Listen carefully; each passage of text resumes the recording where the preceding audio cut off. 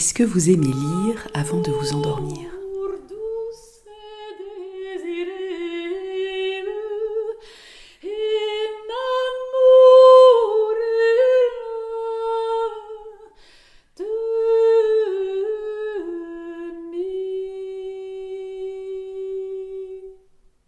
Alors, la question est pertinente parce qu'il existe en fait différents types de lecture, différentes manières de lire.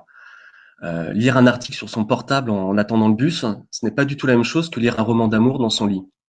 On ne met pas en branle les mêmes parties du cerveau quand on lit un ouvrage sur la physique quantique que quand on lit des recettes de cuisine, par exemple.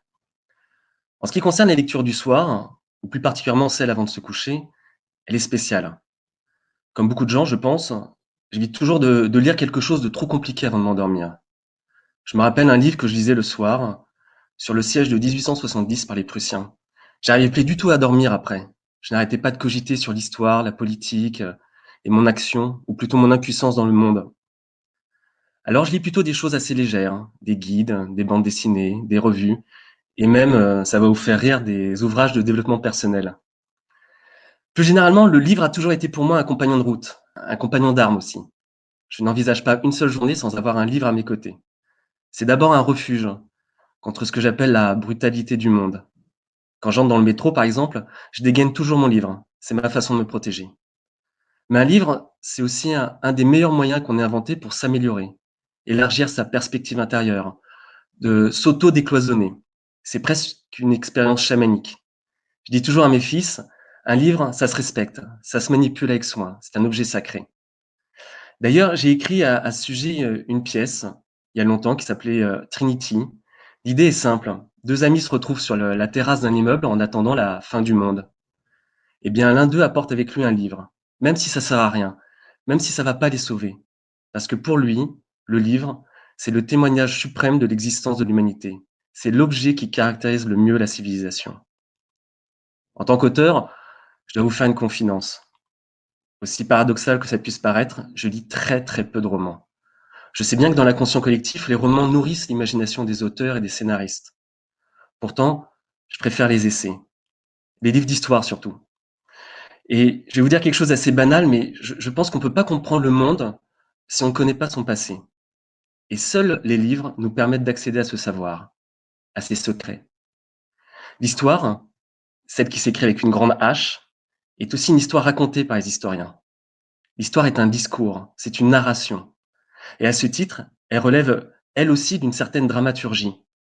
On parle souvent de l'épopée napoléonienne, ou, en ce qui concerne De Gaulle, de l'épisode de Baden-Baden.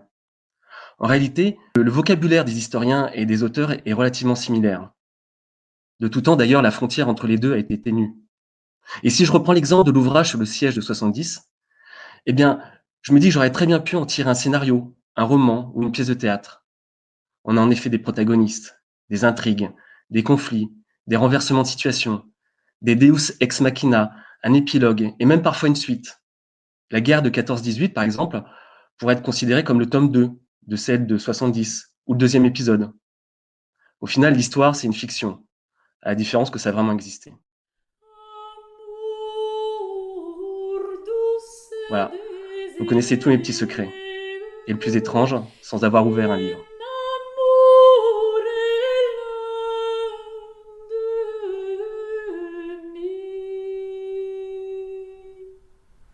Écoutons maintenant un court extrait de votre livre.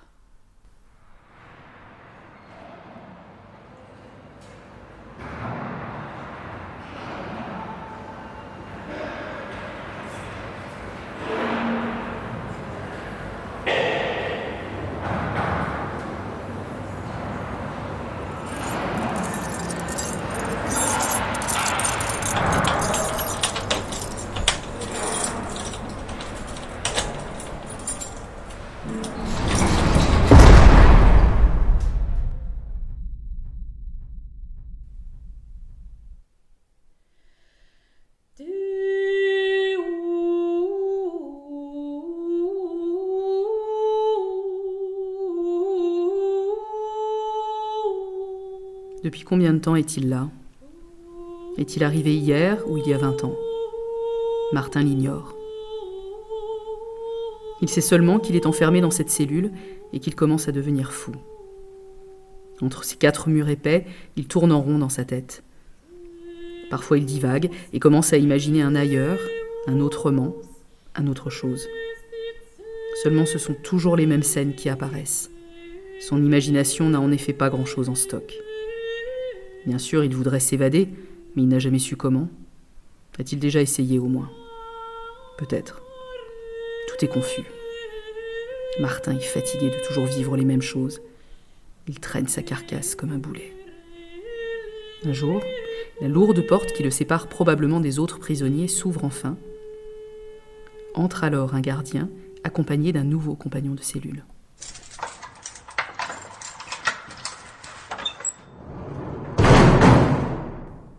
Tiens, on a pensé à toi. Ça va t'occuper. La porte se referme aussitôt. Placide, le nouveau détenu, observe Martin.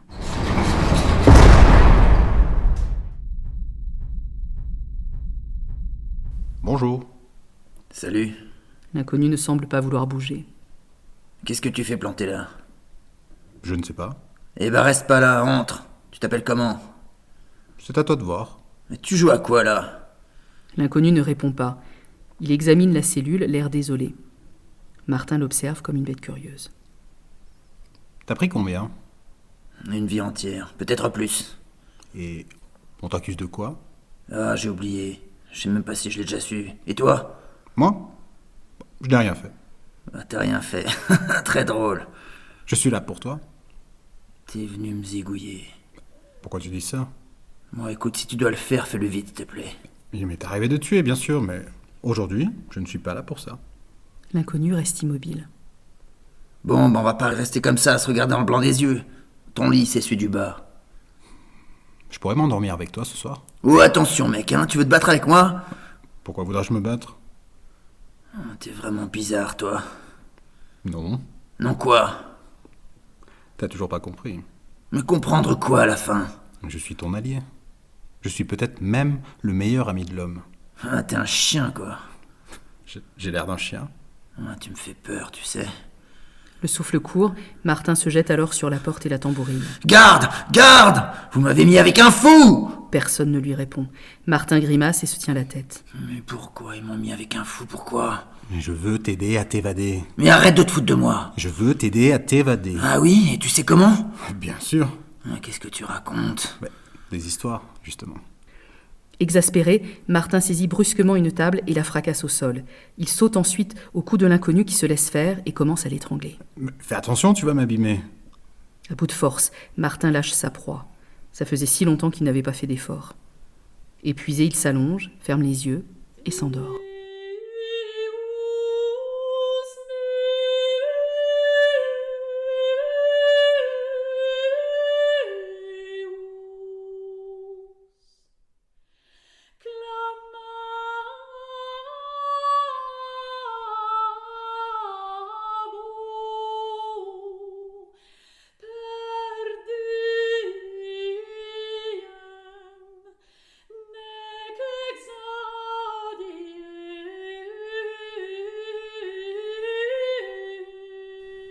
À son réveil, l'inconnu est assis, figé.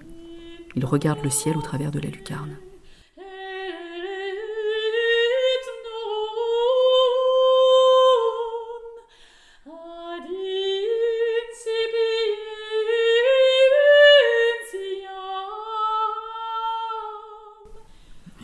Il est quelle heure? C'est le matin. Ah, t'es encore là, toi. Et pour longtemps. Bon alors, on se fait la belle? Je suis là pour ça. Ah, t'as des complices à l'extérieur? Non. Boire chez les matons? Non plus. On va creuser un tunnel alors? Pas nécessaire. Alors quoi? Tu veux casser les murs avec tes petits poings? Mais pas avec les poings. Avec ta tête. Ah, je ne te suis pas. Tu veux que je te serve de bélier ou quoi? Arrête de t'agiter comme ça. La première chose à faire est de se poser.